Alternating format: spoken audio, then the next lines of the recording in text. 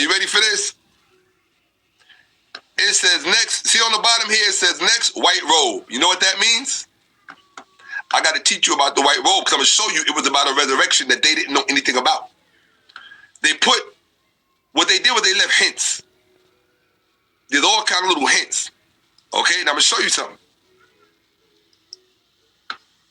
Because the hints don't lie. Remember this part in Mark, where it says, as they entered the tomb, they saw a young man dressed in a white robe sitting on the right side, and they were alarmed. But he said to them, do not be alarmed, for you are looking for Jesus of Nazareth who was crucified. Now what's the next line? He has been raised. He didn't say who raised him. He just said he has been raised. You know why he didn't say who raised him? Because if he told you who raised Jesus, they would have to confess where they got their story from. Do you know who raised Jesus? He did. That's why he's in the tomb. He is the one who raised Jesus. Why is he the one who raised Jesus? Because the resurrection ritual needed to be performed so that Jesus could be raised. But they edited out of the Bible because the ritual is too clearly harkens back to Egypt. So they edited out the ritual, but they left a piece in it.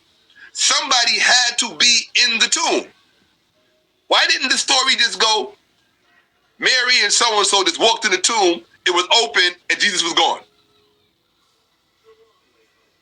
Maybe because Jesus didn't open the tomb. Idiot.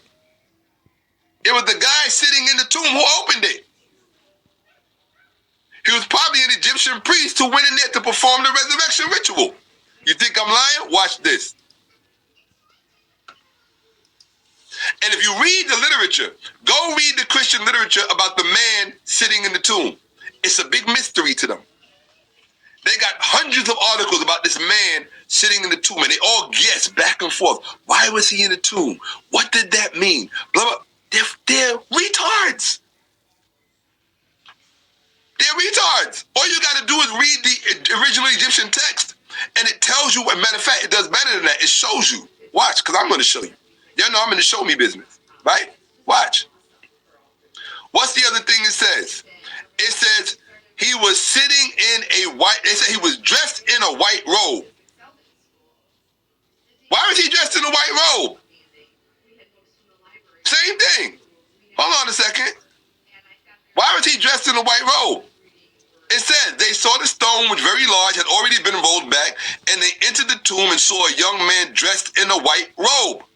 And they said, and he said to them, he had been raised. He didn't say he was raised by God, right? Why didn't the man say God raised him? Ask yourself that. Did the man say he was raised by God? No, Christians just assume he was. Christians just assume he was raised by God in the text. See, when you give it only pieces of a jigsaw puzzle, you look stupid when you're talking to people that got the whole picture. And you don't care. Your Christian arrogance does not care. Your Christian arrogance and your religious territorialism does not care. You're pathetic to me. All of you Christians are pathetic to me, especially the apologetic community. You're pathetic. I can't speak in a brotherly way to you because I have no affection for people who lie willfully. I have no respect for you at all. Let's look and see why he had the white robe. Hold on. Go back. Here we go. Here we go. It says right here. Let's go. This is why he had a white robe. Look, stupid. He had a white robe because in the original resurrection ceremony, the ritual, the opening of the mouth, the priest had on white robes. Somebody had to be in the tomb to perform the ritual. That's why the guy is in the fucking, that's why tomb when Mary and them walk in there. And that's why he's in a white robe. Why did they specify it was white? Duh. You tards. How stupid these Christians are is phenomenal to me. How unstudied and uneducated they are is phenomenal. Here you have a text in 2,200 some odd BCE. No Jesus, no Abraham, no Bible, no nothing. And in your text is describing what actually is going on in this culture of resurrection. Priests in white robes performing resurrection rituals inside the tomb. In the text says the door is open. In the text it says, raise yourself, stand up.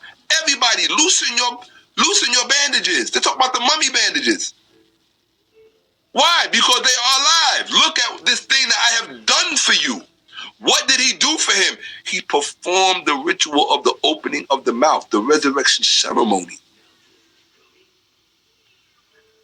Every last one of you Christians are fucking liars. And I put fucking in all capital letters. And I'm not going to apologize for that one. You're not just liars. You're fucking liars. The black females in the apologetics communities, you're fucking liars. You're not just liars. That's right, you're fucking liars. There's a difference. And somebody needs to tell you to your face, you're fucking liars. You're not just liars. And I promise that for the rest of my broadcast, I will no longer use that kind of language. But I had to get that off my chest, out of my system, because I've been holding that in for a long time. That's what you are. And every Sunday, I live right across